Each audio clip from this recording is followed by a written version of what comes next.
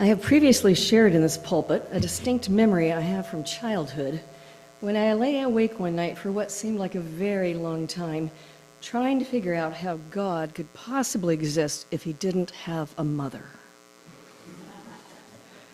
Now, these many years later, I no longer worry about how God exists. I consider myself a pantheist. That is, I believe that the divine is in everything. I experience divinity regularly in my life, from looking out over a mountain scene in the high Sierra to watching a sow bug crawl across a dead leaf in my compost pile. Yes, many of my divine experiences happen in the natural world, and my response is usually to marvel and to utter a quick prayer of thanks. That said, I know that I could never be a hermit, one who lives in religious solitude in order to experience the sacred, not even if I was a hermit in a spectacular wilderness.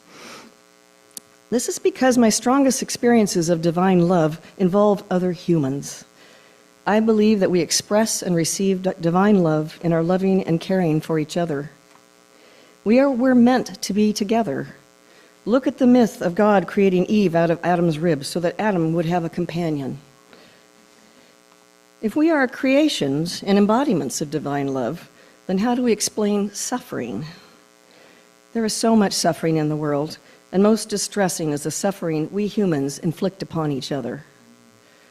I confess that I don't have an answer to explain the presence of suffering, but I believe I know the antidote. Let me give 2 examples. When I was a medical student, I once heard an oncology nurse say to the dying patient she was caring for, "I can't promise to be strong, but I can promise to be present." That promise struck me so much that I wrote it down and have kept it all these years. Second, I have a friend whose mission statement in life, his spoken mission statement, is easing the burden of others, 5 words. And those are not just words to him. I watch him carry out his life's mission over and over, showing up and helping others in both big and little ways. I believe that any love we send out in the world is divine love. We express divine love when we show up for others. We express divine love when we walk side by side with those who are struggling. We cannot eliminate suffering in the world, but we can relieve it with divine love. Nearly 2 years ago, after working in urgent care for many years, I switched to practicing primary care. It has been quite a change for me. I work in a federally qualified health clinic, and many of my patients have had very challenging lives. There is much suffering, serious health conditions, both physical and mental, financial hardships, including housing and food insecurity, abuse of all types.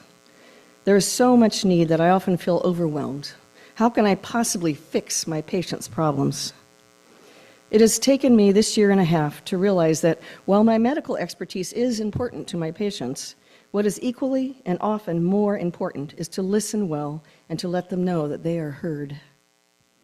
The impact of this is obvious to me in the relief I see in their faces, or the hugs that they share with me at the end of a visit. Well, I feel fortunate to be able to experience it so regularly in my life work, the divine love that we all embody. In truth, we all have the opportunity to express and receive divine love every day of our lives.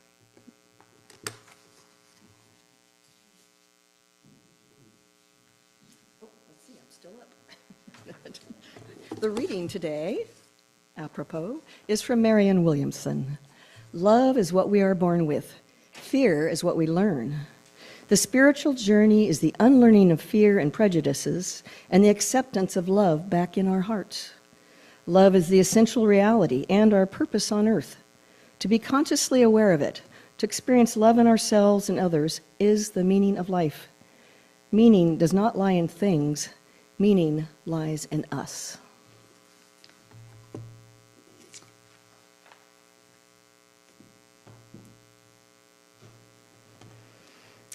Revelations of Divine Love. Dark Ages. A term for the Middle Ages, specifically the later Middle Ages, which spanned from 500 to 1600 of the Common Era, but specifically, geographically, in Western Europe. Black Death. A bubonic plague that killed millions, a third to a half of the population of Western Europe in the 1300s. Spread by fleas, it showed up as dark boils that could grow to the size of an apple. The Crusades. Almost 200 years of religious wars supported and initiated by Western European Christians, which sought to stop the expansion of Islam, sought to recapture Jerusalem and other territories, and it spanned from 1095 to 1272. The feudal system, a social and economic system in medieval Europe where a small ruling class held ownership of the land, held ownership over everybody who had to work the land, pay taxes in exchange for protection, food, and housing. A system with essentially no middle class and no way to live a better life than the one you're born into. Norwich, England. Winters are long, cloudy, cold, windy. It's likely overcast and raining today in Norwich, England, because it is always overcast and raining. This is the context in which Julian of Norwich had a mystical experience, receiving a series of showings that she knew she had to share with the world, and she summarized those showings as this: all shall be well, and all shall be well, and all manner of things shall be well. Julian isn't her name. Her name is lost to history. Julian is the name of the cathedral, the church, St. Julian's, where she lived as an eremitical monastic. Eremitical monasticism is a solitary monastic life, in contrary to a communal monastic life, which you might know from the Franciscans and others. And she lived in a city, so while she was a hermit, she wasn't in a hermitage. She was in context with all those living around her. Before entering the monastic life, it is believed that she survived 3 versions of the plague. She survived, but her husband and at least 3 children did not. The years of her life are recorded as 1342 to 1416, so again, the late Middle Ages. And this is when monasticism had really started to flourish, a seeking for inward renewal and direct experience with the holy, with the numinous. It was a withdrawal from family and communal life in order to have these direct experiences with God. It was part of the apophatic tradition, which is still practiced today, a self-emptying, self-quieting in order to receive. If you look at the art and imagery, even in the churches of Julian's time, the walls are painted with the deep anxiety that people were experiencing. Horrific scenes, monsters, suffering are depicted in the art. It's a hellish landscape of torture. Now, even though there were many good things happening during this time, a certain anxiety of the times is the way that the Dark Ages are described.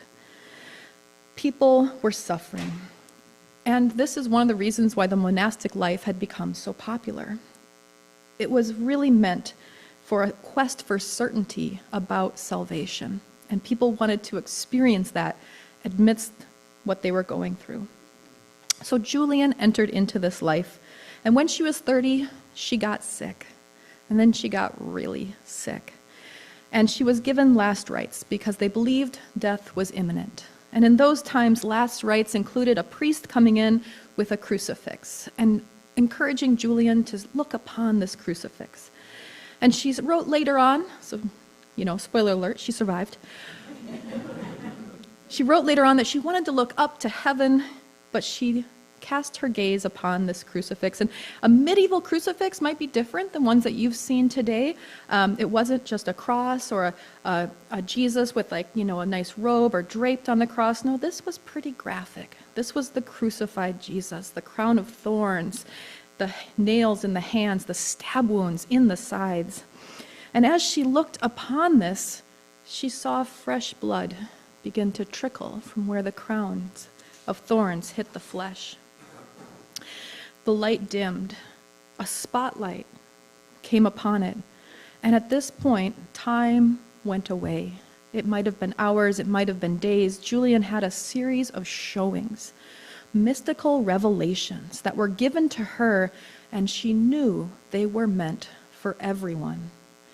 And that is why she believed that she survived this sickness, although nobody thought she would. She became an anchoress at St. Julian, which is a vow to enter a cell and never leave until you die. She likely had 2 windows to the world during this time, one to the chapel, where she would receive communion and view the services, and one to the street. Now you can imagine, it's kind of like the modern day vow some take to their phones, committed to seeing the world through a tiny window. The ceremony to become an anchoress is like a funeral. You die to the world in order to enter into a life of vocation and prayer. Now, some speculate that Julian did this out of a deep passion to write these visions down, because as an anchoress, behind these walls, she was safe at a time when women weren't allowed to have religious authority and weren't allowed to write. And she wrote, "But for I am a woman, should I therefore live and not tell you the goodness of God?"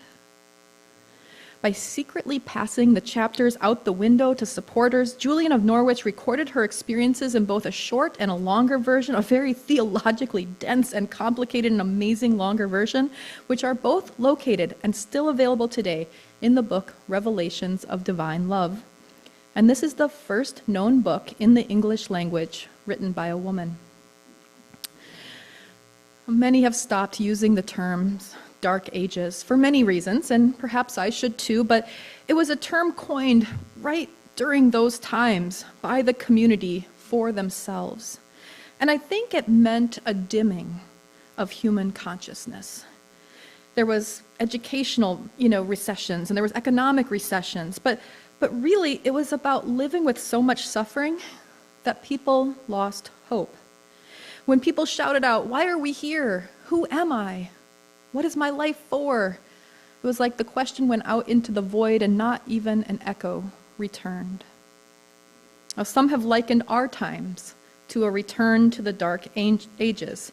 And I was trying to pull out one example, and I wanted to kind of put those in comparison, but I couldn't. Because it's just the totality. Like in Julian's time, it's the anxiousness of our times that seems to be overwhelming. I mean, we've just survived the trauma of a plague pandemic. It's still rippling. We're in the midst of these culture wars, this what's called, wokeness versus, which is also people are well, that's just my lived experience. And I just saw this quote, Elon Musk said, "I am going to destroy the woke mind virus." There's this, intensity around that, around what is our history, what is our story. We're in a time of devalued education across the country, at the local level, at the state level, at the national level. School referendums are not passing. Investment in education is changing. We're in a time of Christian nationalism. I don't want to liken it to the Crusades, but forceful, violent empire building.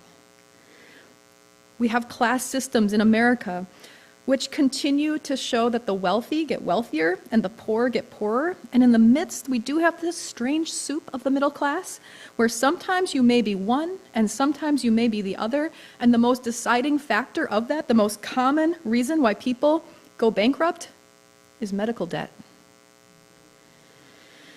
We have these existential threats to being: extreme weather, artificial intelligence. And all this during a time of homelessness. That is, the greatest human migration since World War II is happening now. More people are displaced, more people are living in countries where they were not born, they're unconnected to the places where their ancestors are buried. The very things that help us to literally ground in being, a sense of place, connection with others, the food of my people, culture and arts, displaced. As 2025 has emerged with so much global suffering, many seem to be painting the walls of their social media pages with images of demons and monsters and hellish landscapes. And I thought, this is a time to see what the mystics are saying. So I have a couple of people I follow from across different continents and across different religions, and I just thought, I'm just going to read what they are putting out there. And what I found was a consistent message. Take comfort. Something bigger is at play. It is already written.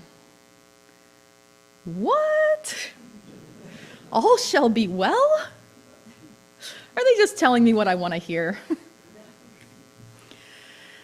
So I thought, let me go back to Julian of Norwich. What was her expression of all shall be well, and where did it come from?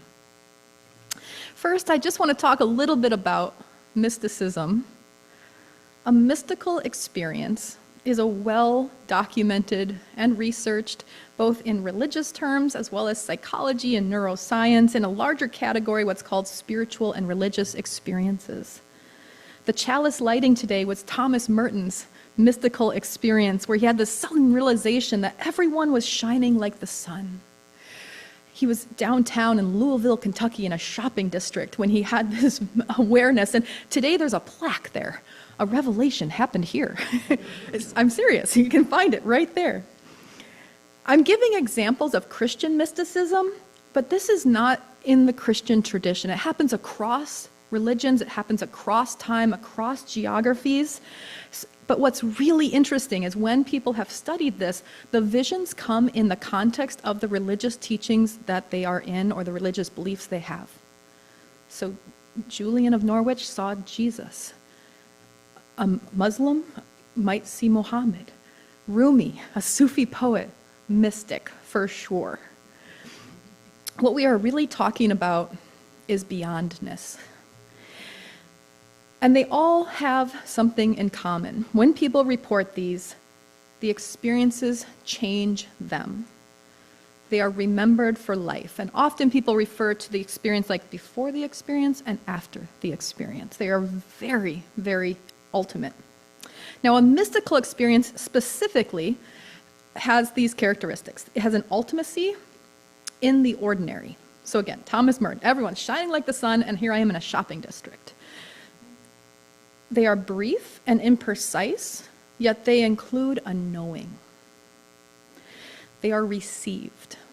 So you can't necessarily, like there's things you can do, drumming, chanting, peyote, ayahuasca. There's certain things that you can do to perhaps encourage a spiritual or religious experience, but in mystical experiences, they are not controlled, they are just spontaneous, they just happen.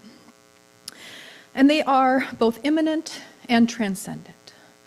They are in the body, they are as close as breath, and yet they are the beyondness. And in all traditions and all cultures, the underside of the religious experience is the ground of being itself.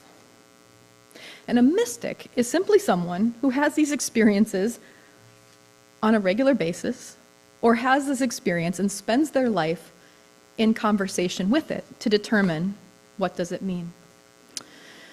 In 1902, the psychologist William James, one of the first psychologists, did a book called Varieties of Religious Experiences, where kind of spurred by ministers and people who were having these experiences, they said, would you help us understand these? What's going on? Is this just a feeling I'm having? Is this real? And William James would conclude, the more is what he called religious and spiritual experiences. But one of the things he said was, to understand the causes of drunkenness, as a physician understands them, is not to be drunk. And I just love that as it relates to like a mystical experience. Here I am like kind of doing a little lecture on spiritual and religious experiences, but what we are talking about is a very vivid experience that people have that is very real. Rudolf Otto, who was a German anthropologist, he wrote and he used the terms mysterium, tremendum, et fancians to explain these encounters with the numinous, with the holy. Mysterium, something wholly other, a reality utterly beyond the ordinary human experience and beyond human comprehension, something that evokes wonder. Tremendum, a kind of trembling. He called it both like awe, like full of awe, but also kind of awful. it was too much in some cases. It's like being thunderstruck. It changes your life. It gives you a new sense of meaning and mission. And Et Fonciance points to the beauty of the encounter itself with the holy. Even as you are struck dumb and overwhelmed by the encounter, you cannot look away. You are fascinated with it. So Julian's showing, her mystical experience included these types of the Mysterium Tremendum et Fonciance. For example, in one of the showings, she held a hazelnut in her palm. Right there. She was experiencing it. But it was also a vision, right? And she understood, the teaching that she received was that the hazelnut was the entire universe. And she could see it all in that little nut. And she understood 3 things about this hazelnut. The first was that God made it. The second was that God loves it. And the third, that God keeps it. In another showing, she saw that the holy was both feminine and masculine, which again she saw through her religious lens, her religious language. She wrote, "Our true mother, Jesus, he who is love, bears us into joy and eternal life. He who is all love, our mother, this love that is beyond the binary, this love that is the hazelnut, which is the universe, which is the source, and thus is part of everything. It is in us and around us." And Julian believed that she had been given this vision and that her life's work was to share it with the whole world, and she had to get it out. I mean, she died to the world to get this out there, but what about the eternal suffering that she was experiencing? If this was the vision, how could she tell people this when it didn't take away this horror, this hellish landscape that she lived in every single day? If the love is right there, the numinous is a part of us, isn't it supposed to end the disease, the war, the poverty? But it didn't. So for 20 years, she wrestled with this revelation of divine love in the context of her lived experience in the Dark Ages. And finally, after all these years, one of the showings became clearer. It was the vision of a person lying in a ditch, and up on the road, divine love paraded by. And it was just that the person couldn't see it. It was beyond their perspective. Even though it was right there, all the person could experience was the ditch. So what she concluded was that evil has no ontological truth. It is an adjective, not a noun. It is not a thing. It does not have substance. Suffering is an inherent part of human experience. It is not at war with good and evil. That is not the way it is. It's just a fact. Life includes suffering, but also, she wrote, peace and love are always in us, living and working. Suffering is not a punishment for something we've done. It's not something we deserve. The true problem with suffering is that when we are in the midst of it, we are unable to see the divine love that's literally parading all around us and through us. The antidote to the anxiety of her time was simply a matter of perspective. While we cannot do anything about some of the suffering in the world, we are held in love. And in that love, all shall be well. And all shall be well. And all manner of things shall be well. I've always wondered if Oscar Wilde was reading this book when he wrote, "We may be lying in the gutter, but some of us are looking at the stars." Now, there are many cliches. It's always darkest before the dawn. And this message would be remiss if it didn't include that after the medieval times, after the Dark Ages, came the Renaissance, the Enlightenment. This amazing breakthrough, this movement that created all kinds of inventions that have reduced suffering that we benefit from greatly in our times. But one of the movements also during that time in religious thinking was that people began to understand God as the divine designer, likened to a watchmaker. So if you think about the watchmaker, creates the watch, creates the mechanism, and then is uninvolved in its day-to-day operations. The watch just runs. This was one of the ways in which people understood it. It was a rational religion. This is why there's suffering. This is why there's problems in the world, right? Like the world was wound up and it just goes and God is uninvolved. Now listen to how that is so different than what Julian saw.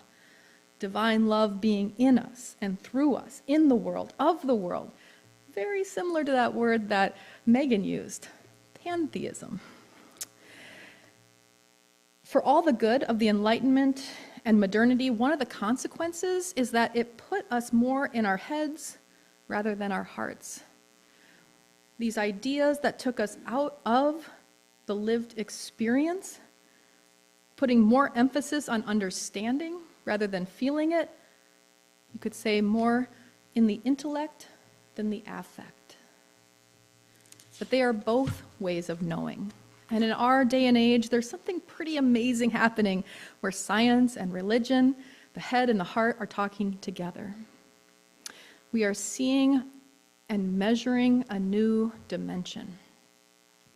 Studied in places like Harvard and all across the country, people are asking questions like, does healing prayer actually work?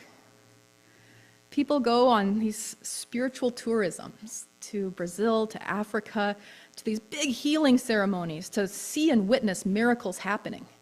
And what's interesting is people do report that they are healed. Conditions change. So the question is, what's happening here? And one of the conclusions, based on quantum physics, is that perhaps these mystical visions are truly part of a dimension, and that when people come together in these healing prayer, when lots and lots of this happens, we are expanding the universe of love energy. I know, sounds a little woo-woo. It's happening. It's pretty interesting. The idea is that whatever we do, whatever profession we in, whatever place we have in the world, whatever relationships we have, that we can do this work. We can expand the universe of love energy. What Julian's teaching, what this vision says, is that we can believe, experience, and live into being held in love as the central force in the world, that love is there even if there is rampant, terrible suffering that we are helpless to end and that we cannot control. And how do we live with that rampant suffering? Well, she gave us this vision that now has been built upon and continues to be built upon. But it's interesting because she had to go away from community in order to write this and share this. But similar to what Megan was saying, the only way I know to live into this expanding universe of love energy is to live in radical communion with one another. Love is the central organizing force of being in beloved community. And there is joy in sacrificing for and caring for your beloveds, and there is hope in knowing that you are beloved, held by others. I want to conclude this talk with Julian's conclusion about her vision. Do you know what it meant? Know well that love is what it meant. Who showed this to you? Love. What did they show you? Love. And why did they show it to you? For love. May it be so. Amen.